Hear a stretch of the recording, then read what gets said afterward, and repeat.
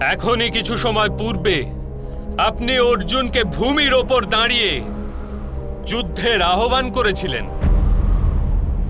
অর্জুন এখন ওই আহ্বানকে স্বীকার করছে।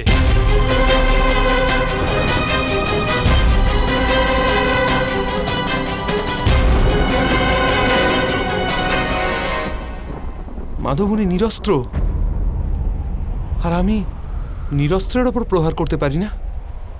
এটা যুদ্ধ সম্পূর্ণ করার সময় পার্থ।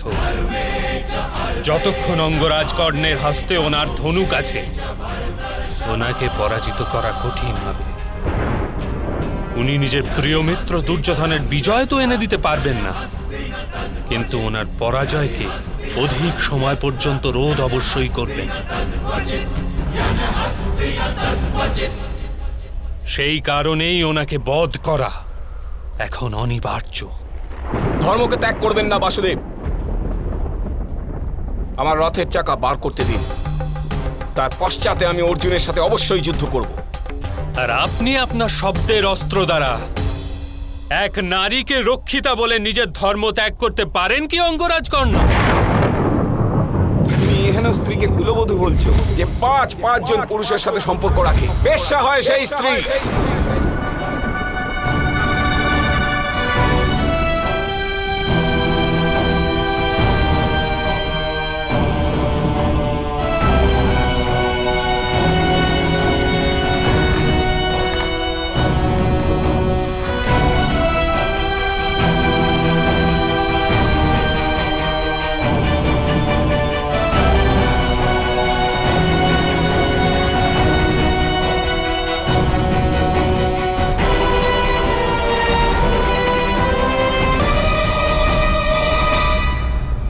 সন্ধ্যা হতে আর কিছুক্ষণ বাকি।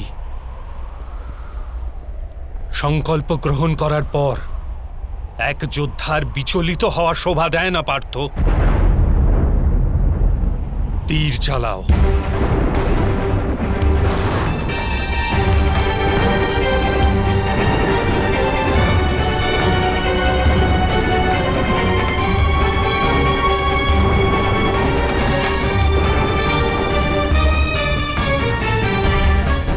অর্জুন, আমি জীবন ভর ধর্ম ধারণ করেছি। আমি যথাযথ যুদ্ধ দাবি করেছিলাম তোমার কাছে। আমাকে রথের চাকা বের করতে দাও, পুনরায় মহারথী হতে দাও, ধনুক ধারণ করতে দাও।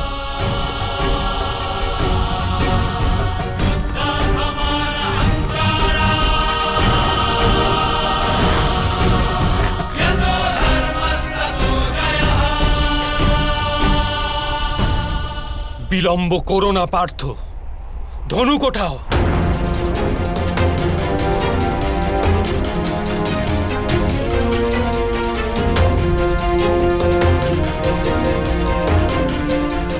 অধর্ম করো না অর্জুন। যদি তুমি অধর্ম করো তবে আমিও অধর্ম করব। আমি ব্রহ্মাস্ত্র প্রয়োগ করব। এর প্রচন্ড বিস্ফোরণে এই কুরুক্ষেত্রের সমস্ত সৈনিক, স্ত্রী পুরুষ আর পশু পাখি সব চলে যাবে।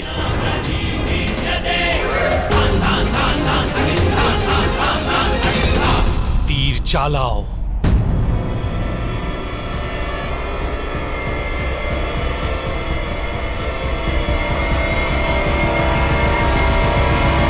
আমি ব্রহ্মাস্ত্রকে আহ্বান জানাচ্ছি।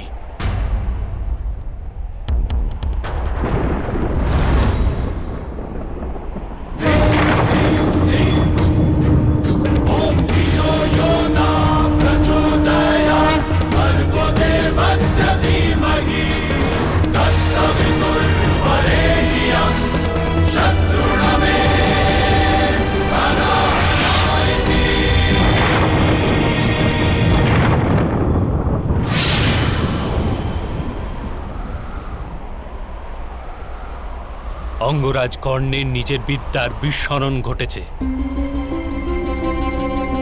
কেবল সংকট সময়ে ওনার নিজের বিদ্যার বিস্মরণ হবে পার্থ।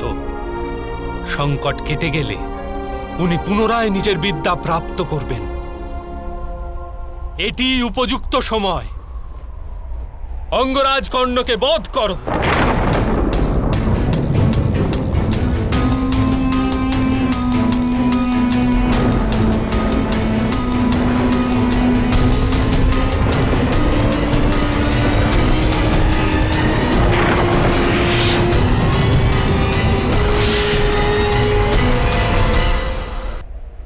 দাঁড়াও অর্জুন, যদি যোদ্ধা হও, মহারথী হও, তবে দাঁড়িয়ে যাও। তুমি এক নিরস্ত্র যোদ্ধার উপর প্রহার করতে পারো না। অভিমন্যুর অন্তিম সময় স্মরণ করুন অঙ্গরাজ কর্ণ। যখন অভিমন্যুর বধ হয়েছিল তখন তার হস্তে না কোনো অস্ত্র ছিল, না তার শরীরে কোনো রক্ত। আর তাকে তো আপনিই বধ করেছিলেন অঙ্গরাজ কর্ণ।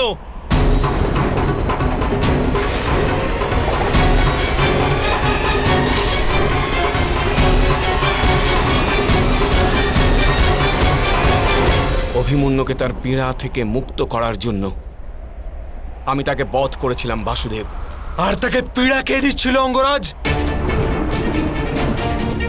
আপনার মিত্র, আপনারই সঙ্গী। দুই প্রহর ধরে এক বালককে পীড়া দিয়ে গেছে, আর আপনি মৌন ছিলেন অঙ্গরাজ। তখন কি ধর্মের বিস্মরণ হয়ে গিয়েছিল? কিন্তু আমি আপনাকে একটা সুযোগ দিচ্ছি।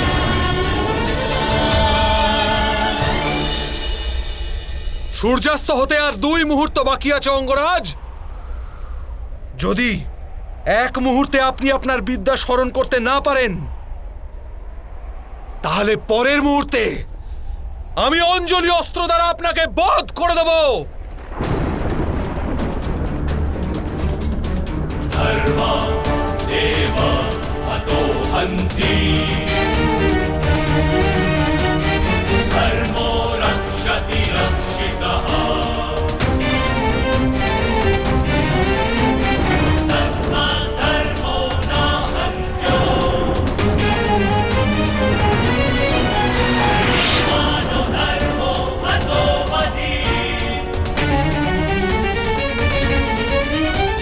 আমার সাথে এরূপ কেন হচ্ছে ভগবান পরশুরাম? আমার বিদ্যা, আমার সাহস, আমার সামর্থ্য সব কেন চলে যাচ্ছে আমার থেকে? এরূপ কেন হচ্ছে ভগবান পরশুরাম? অঙ্গরাজ কর্ণ,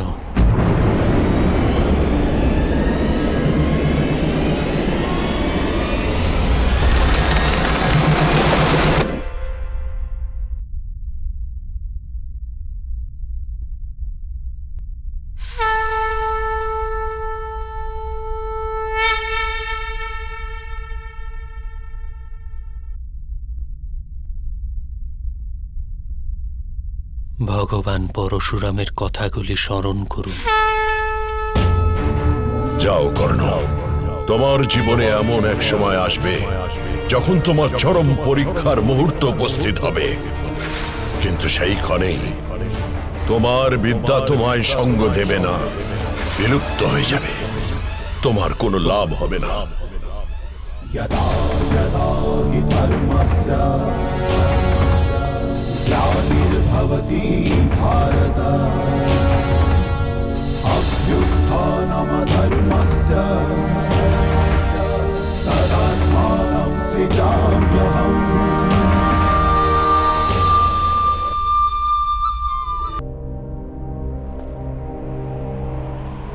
যে বিদ্যা দুর্নীতির মার্গে গমন করে প্রাপ্ত হয় তা সংকটের সময় সঙ্গ পরিত্যাগ করে। এটি ভগবান পরশুরামের অভিশাপ নয় অঙ্গরাজ, এটি প্রকৃতির নিয়ম। কিন্তু আমি অধিক শ্রম করেছি বিদ্যা প্রাপ্তির জন্য বাসুদেব। তাহলে কেন আমার বিদ্যার বিস্মরণ ঘটল?